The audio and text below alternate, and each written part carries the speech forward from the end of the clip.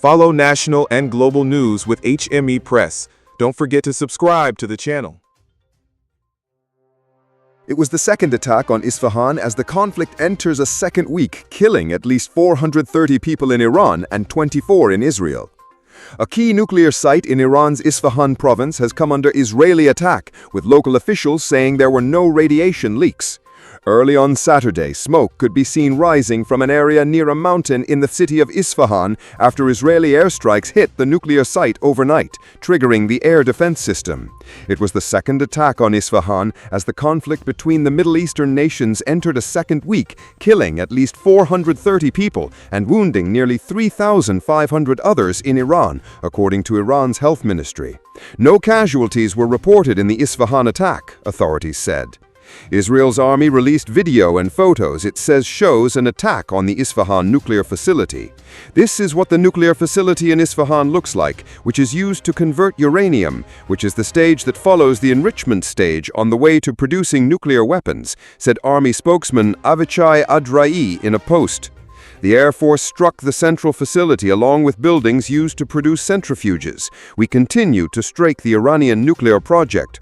Iran's Deputy Health Minister Ali Jafarian says the department is preparing to treat any victims suffering from the effects of Israel's continuing attacks on nuclear facilities.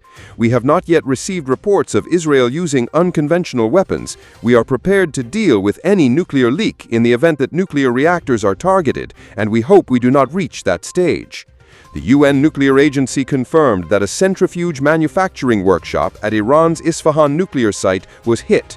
A centrifuge manufacturing workshop has been hit in Isfahan, the third such facility that has been targeted in Israel's attacks on Iran's nuclear-related sites over the past week, the UN nuclear agency said in a statement quoting its chief Rafael Grossi. We know this facility well. There was no nuclear material at this site, and therefore the attack on it will have no radiological consequences. Israeli forces also hit a military installation in the southern Iranian city of Shiraz in Fars province, according to Iranian media. On the Israeli side, explosions were heard above Tel Aviv, where buildings were seen on fire. In central Israel, the emergency services released images showing fire on the roof of a multi-storied residential building. Local media reports said the blaze was caused by falling debris from an Iranian missile that was intercepted.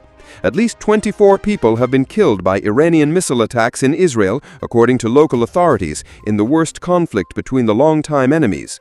Meanwhile, Israeli Defense Minister Israel Katz said on Saturday that Israel has killed Saeed Izzadi, who led the Palestine Corps of the Quds Force, the Iranian Islamic Revolutionary Guards Corps overseas arm, in a strike on an apartment in the Iranian city of Qom. Calling his killing a major achievement for Israeli intelligence and the Air Force, Katz said in a statement that Izzadi had allegedly financed and armed the Palestinian group Hamas ahead of its October 7, 2023 attack on Israel. IRGC said 5 of its members died in Israeli attacks, according to Iranian media. They did not mention Izzadi, who was on United States and British sanctions lists. Hostilities broke out on June 13th when Israel launched airstrikes on several sites across Iran, including military and nuclear facilities, prompting Tehran to launch retaliatory strikes. Israel claims it attacked Iran to prevent it from developing a nuclear bomb, although Iranian negotiators were engaged in talks with the U.S. to curb its enrichment program in exchange for sanctions relief. The International Atomic Energy Agency and U.S. intelligence have both said there were no signs that Iran was building a nuclear weapon, despite Tehran having enriched uranium beyond the threshold needed for civilian purposes. However, Trump on Friday said U.S. intelligence chief Tulsi Gabbard was wrong in saying that Iran was not developing a nuclear bomb. Iranian government spokesperson Fatima Mojerani told Al Jazeera that Tehran remains open to dialogue at the United Nations and other such forums. We believe in listening to the other side. That's why our diplomats are present in Geneva to hear the other side out, Mojerani said, adding that any diplomacy must begin with global recognition of Israel's attack on Iran. Al Jazeera's Tawhid Asadi, reporting from Tehran, said Iranians are angry over Israel not just targeting nuclear facilities and military complexes. The reality on the ground is ordinary people are being attacked on the daily basis.